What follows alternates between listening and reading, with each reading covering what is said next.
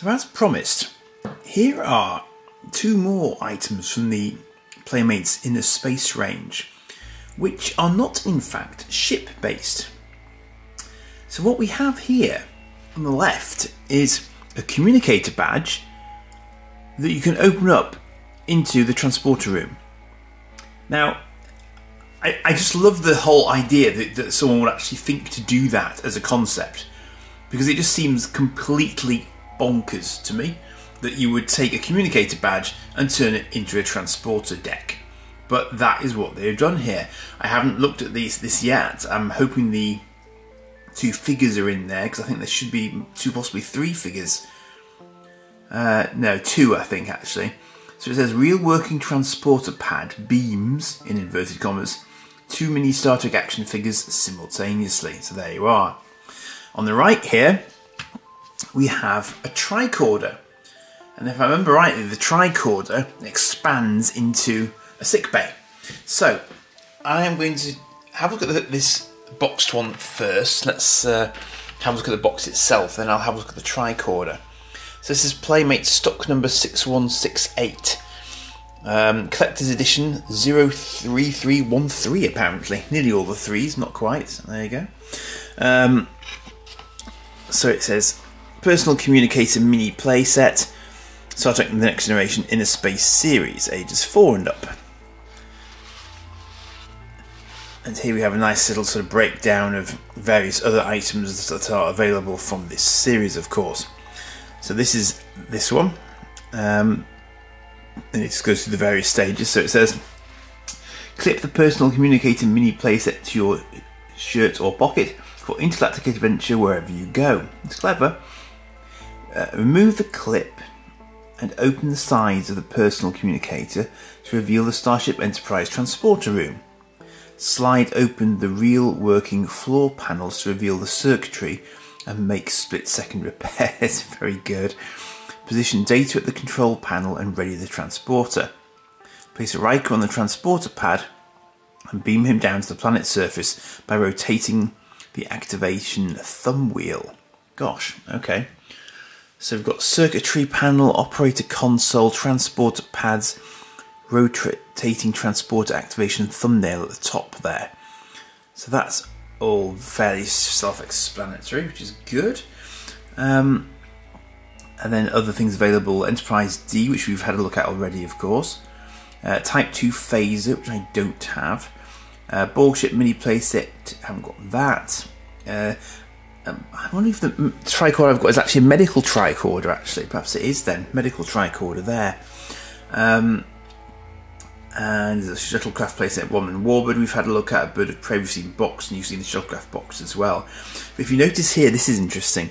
Coming soon, USS Stargazer, Excelsior class starship, Cardassian warship, Ferengi Marauder. Now I knew already that those existed, but interesting to see them mentioned there, because I think they came out in phases. So I think there are certain ones that are more common than others from what I've seen. So that's just perhaps indicative of that. So official Starfleet operating protocol, Personal Communication Mini Playset. Use the Personal Communicator to transmit messages from alien planets to the Starship Enterprise. Then open the Personal Communicator up to reveal the Starship Enterprise transporter room, replete, nice word, with real working transporter pads. Slide open the circuitry panels to make last minute adjustments in the flux regulator. There, now you're ready. Place each of the figures on the transporter pad, and on your command, watch them disappear as you rotate the activation thumb wheel. Energize Data and Riker down to the alien planet for another action-packed intergalactic adventure. I do like that as a sort of... I like the fact they've taken the effort to actually think about putting a little bit of blurb there. I think that's quite a nice touch. So let's actually have a look at this now then. Let's see what it actually involves. So I mean, clearly this has been opened in the past, because the minifigures are not sat in the packaging on the front, which is where they would apparently normally sit. Now, I'm assuming this doesn't need any sort of batteries, so I haven't seen anything like that mentioned. It's actually in its original... Ah, wow, okay. That's cool. I wonder if this has actually had stickers applied, because... Is that just an operating manual? can't need that much information for this, surely.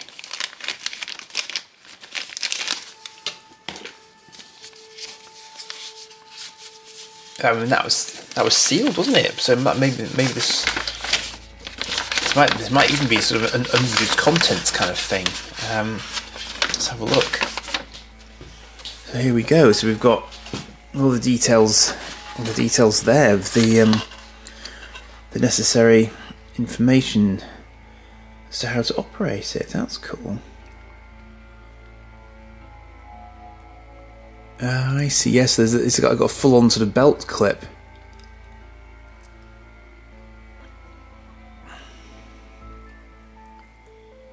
Wow, that's very cool.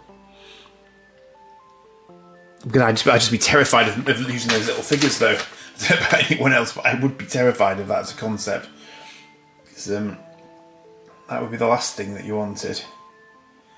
Okay, let's have a look at the actual innards here, then, shall we? So what have we got? That folds over there.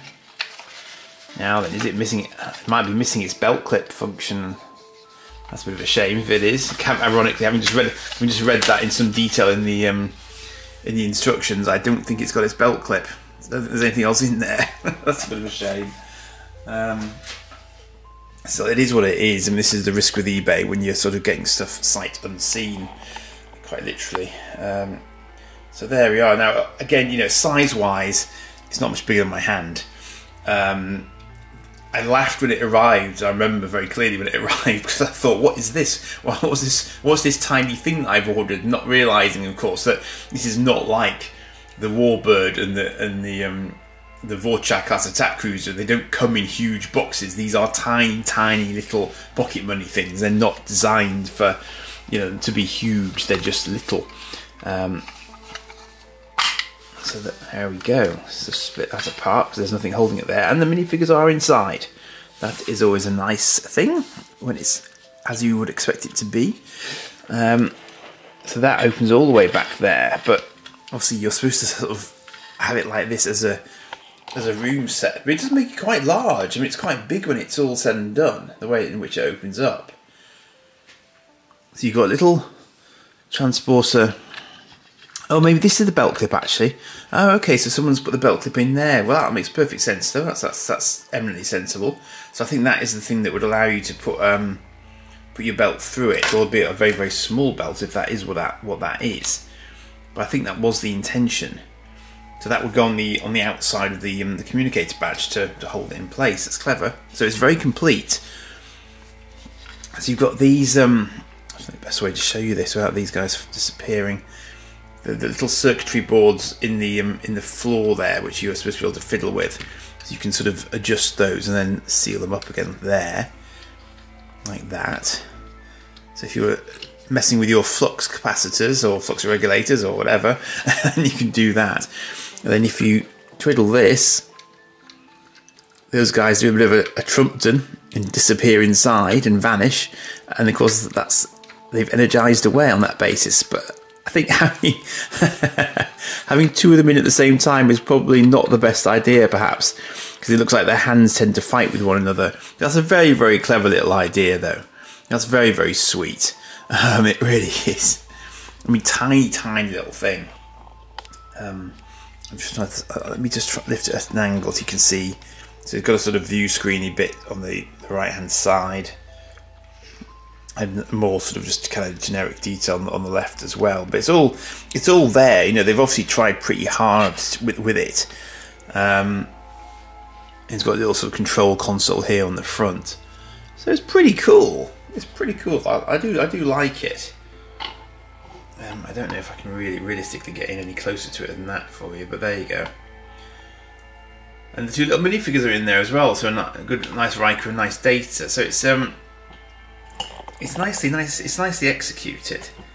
It's quite hard to actually get in low enough down to spot it, ironically, because it's so small, and it's got this sort of, the Communicator badge roof is blocking it.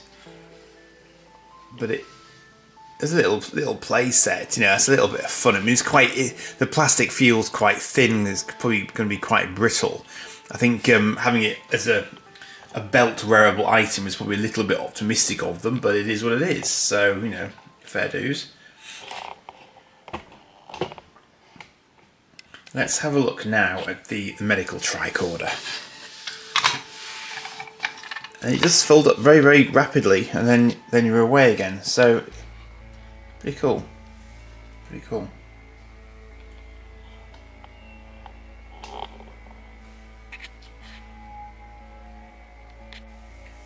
Okay, so let's have a look at the medical tricorder now.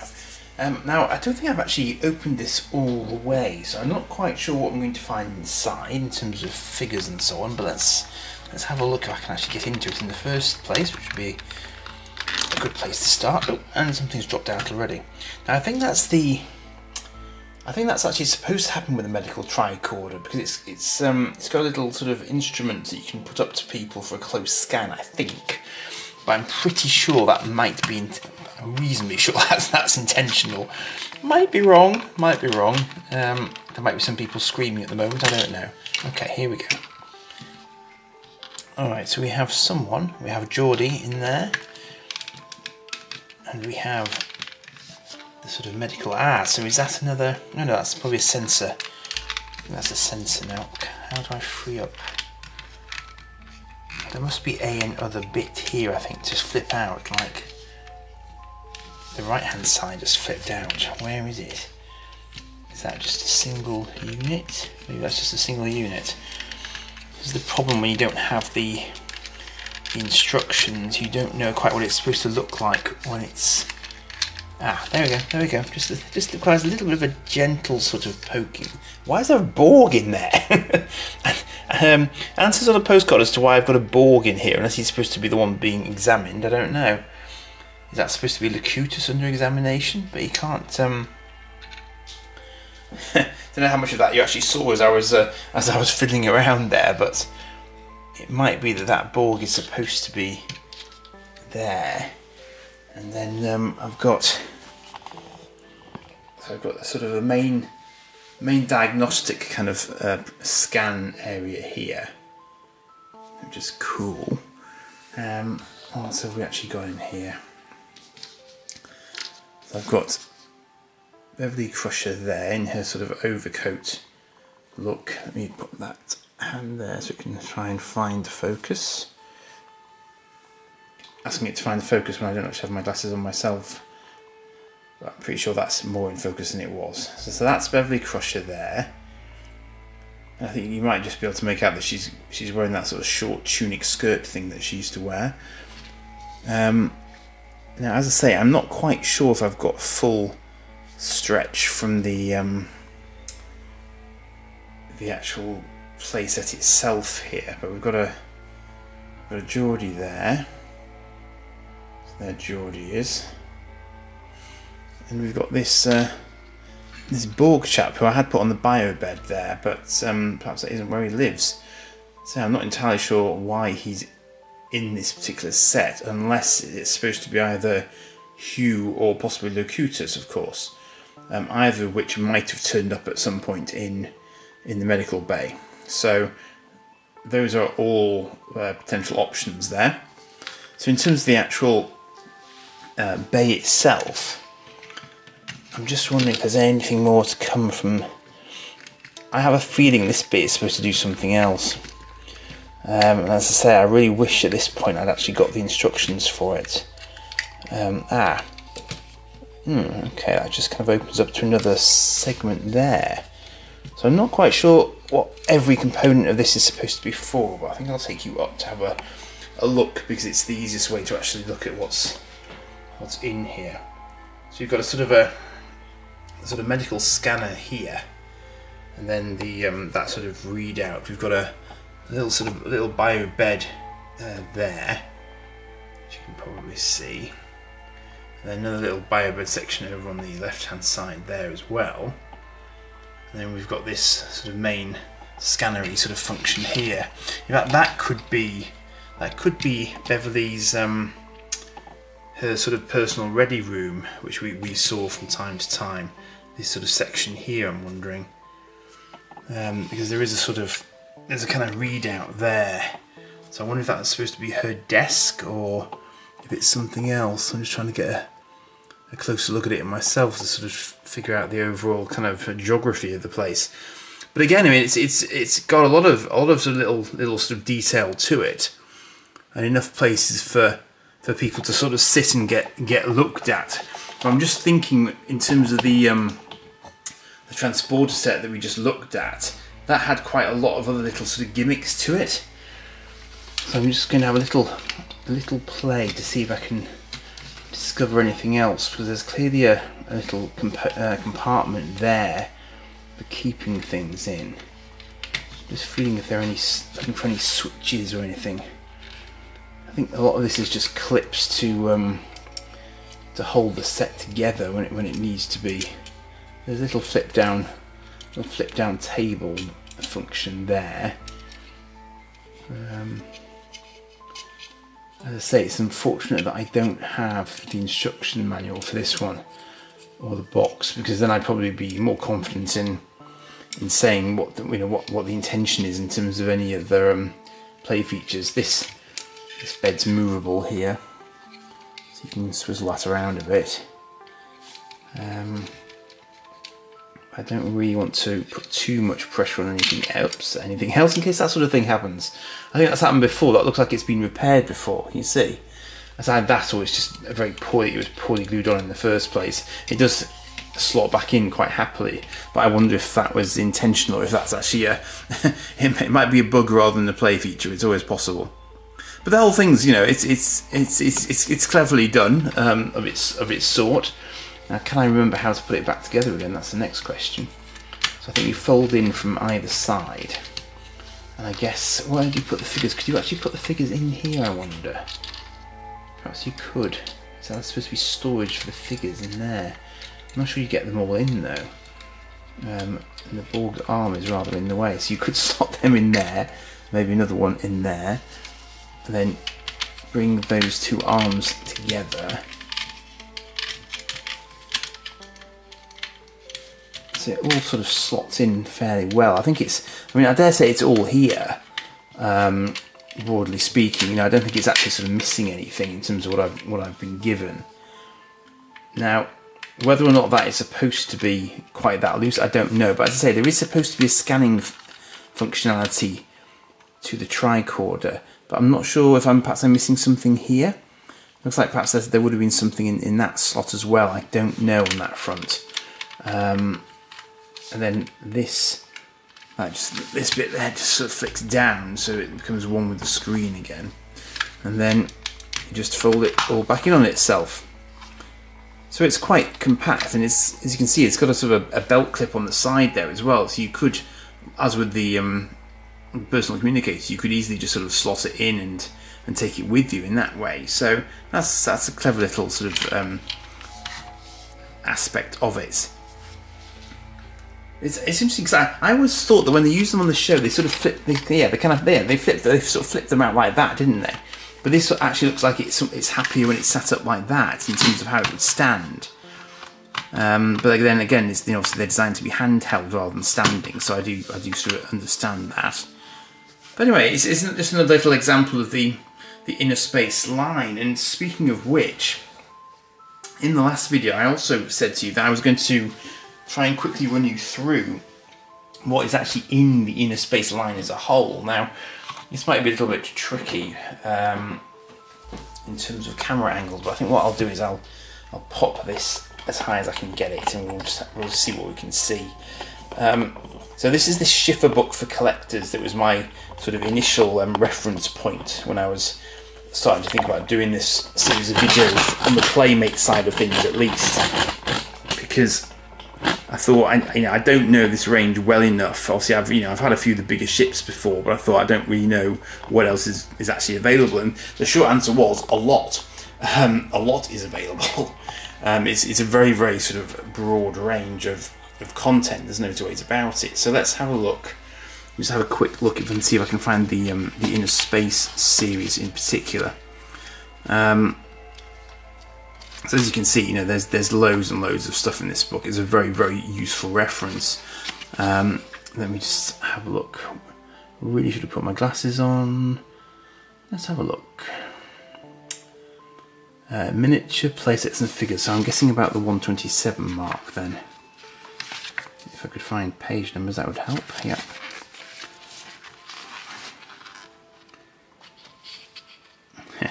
They're the larger art aside on these sort of figures. Okay, so here we go. So immediately you'll see some similarities here to things I've already looked at, and there's one we definitely have looked at. So that's the USS Enterprise miniature playset there, and obviously that we've had a look at together. But here you'll see that we spread into lots and lots and lots of other things here. So we've got Ferengi Marauder, Cardassian, Galore class, I would imagine. The Stargazer, the Excelsior, which we saw mentioned just now on the back of the box's packaging. We've got the little Goddard, which I've shown you in its packaging already. What else do we have here? So we've got a phaser. We've got the tricorder we've just looked at. Medical tricorder mini playset. Can't immediately tell from this picture whether or not there's anything else in there that I've not seen. Also an Apollo Lunar Excursion module here, which is going right back, and the Communicator transporter mini playset that we've had a look at today. Again, Apollo, Borg, Bird of Prey, Goddard, one in Warbird we looked at before, and a little Defiant as well. Now, that is actually the entire spread of Inner Space, so actually I've not done badly. I've covered most things off actually, barring some ships and a couple of other examples of these sort of the mini play sets. But this is actually what I will look at probably next. I say probably next because I've got a couple of other things that I do want to slot in, but we will move on to Strike Force in due course. And I have got a good chunk of the Strike Force set, and you might notice immediately that they actually use the same figures as the mini play sets. So you can see that although the ships are bigger, the actual characters that are sat in them are in fact the same ones. So you can reuse the Inner Space figures for the Strike Force sets as well, which is clever of them. So it means you don't really have to sort of start from scratch necessarily. But I thought that was quite a nice sort of interoperability touch. So I'm going to leave it there because obviously I don't want to sort of pre-show the Strike Force ones because we'll be looking at those in more detail. But that was actually, I found that quite reassuring personally, because it means that I have already covered off a good chunk of the actual Inner Space items that are available, to my own mild surprise. So that is basically it for this one. So hang on to your communicators and your tricorders until next time. There we are. That's it for now. Cheers.